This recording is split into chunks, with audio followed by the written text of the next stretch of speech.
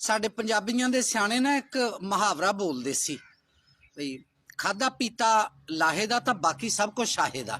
ਇਹ ਸ਼ਾਹ ਜਿਹੜਾ ਨਾ ਅਹਿਮਦ ਸ਼ਾਹ ਅਬਦਾਲੀ ਸੀ, ਇਹਨੇ ਬੇਸ਼ੁਮਾਰ ਹਮਲੇ ਕੀਤੇ ਪੰਜਾਬ ਤੇ ਬੜੀ ਲੁੱਟਮਾਰ ਕੀਤੀ, ਜਿਹਨੂੰ ਅੱਜ ਕੱਲ ਅਸੀਂ ਹੀਰੋ ਬਣਾ ਕੇ ਨਾ ਚੌਥੀ ਪੰਜਵੀਂ ਦੀ ਕਿਤਾਬ ਦੇ ਵਿੱਚ ਪੇਸ਼ ਕਰਦੇ ਹਾਂ। ਅੱਜ ਮੈਨੂੰ ਪਤਾ ਲੱਗਿਆ ਵੀ ਬੇਸ਼ੁਮਾਰ ਅਫਗਾਨਿਸਤਾਨੀ ਇਸ ਟਾਈਮ ਨਾ ਪਾਕਿਸਤਾਨ ਦੇ ਵਿੱਚ, ਔਰ ਬਹੁਤ ਸਾਰਿਆਂ ਨੇ ਉੱਥੇ ਸ਼ਨਾਖਤੀ ਕਾਰਡ ਬਣਾ ਲਏ ਆ, ਇੱਥੇ ਦੀ ਸ਼ਹਿਰੀਅਤ ਲੈ ਲਈ ਹੈ।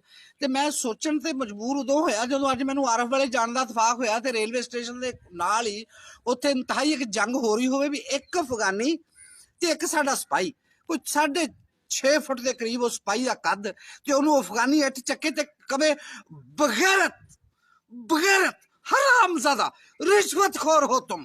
एक मिनट च उन्होंने को 15 बार ये लफ्ज रहा तो सिपाही ने एक लफ्ज he has not uttered even a single word यार, उन्हें एक लफ्ज नहीं किया।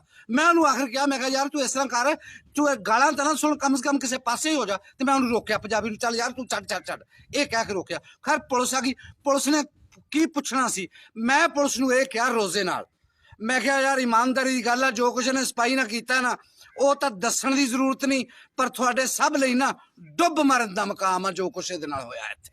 खैर उन्होंने डाले च पाया, बहा के जो अफगानी ਨੂੰ परे लगाया ना, तो पिछले ਜਿਹੜੇ ਪੰਜਾਬੀ खड़े सी आपस पता की गल करते सी, ਇੱਥੇ ਪਰਲੇ ਪਾਸੇ ਲਿਜਾ ਕੇ ਇਹਨਾਂ ਨੂੰ 2-2 ਹਜ਼ਾਰ ਰੁਪਈਆ ਲੈਣਾ, ਛੱਡ ਦੇਣੇ ਅਫਗਾਨੀ।